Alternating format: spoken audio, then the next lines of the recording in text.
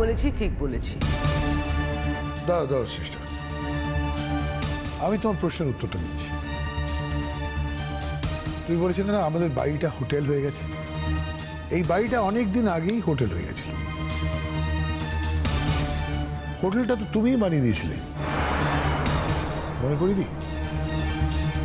যখন তুমি আমার আর রাধারানীর মাঝখানে এসেছিলে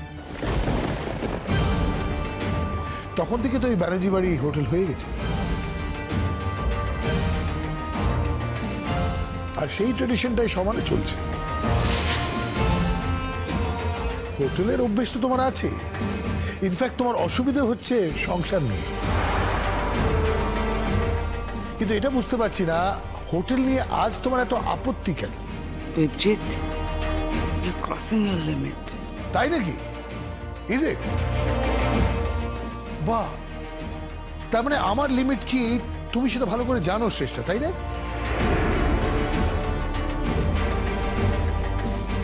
আমারই বাড়িতে দাঁড়িয়ে, হ্যাঁ, আমারই পরিবারের সদস্যদের সামনে তুমি আমার লিমিটটা আমাকে বলে দিচ্ছ, তুমি ঠিক করে দিচ্ছ। Are you crazy? মাথা ঠিক আছে তোমার? Debjit, now you are going too far. এই শোনো, আমাদের কিন্তু দেরি হয়ে যাচ্ছে কঙ্কাবতী, আমাদের যাওয়া উচিত। আর মা, একটা কথা বলো তো, মানে তোমাদের সবার সমস্যাটা কোথায়? আমার বউ আমার সাথে বাইরে যাচ্ছে এটা, নাকি স্পেসিফিক্যালি তোমাদেরকে বলে যাচ্ছে না সেটা, কোনটা? বলে একটু আগেই তো তুই বললি যে তোর বউ তোকে বাঁদর নাচ নাচাচ্ছে। এখন তো দেখছি তুই বউয়ের নামে ঘটি ঘটি জল খাচ্ছিস। আরে পিসুমণি, এই জল খাওয়ার জন্যই তো এতদিন অপেক্ষা করেছিলাম।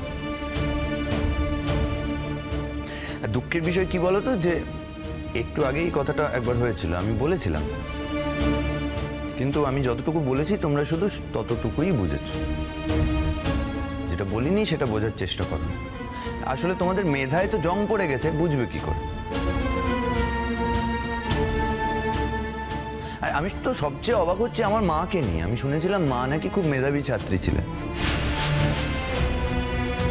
মা, আমি থাকলে কিন্তু এই তকমাটা তোমায় দিতাম। যাই হোক, শপিংয়ে যাচ্ছি আমরা। পুজো তো, আমার বউকে স্পেশাল কিছু একটা না দিলে হয় বলো? তাই কি হচ্ছে কি? থামো না তুমি। লজ্জা পাচ্ছ নাকি?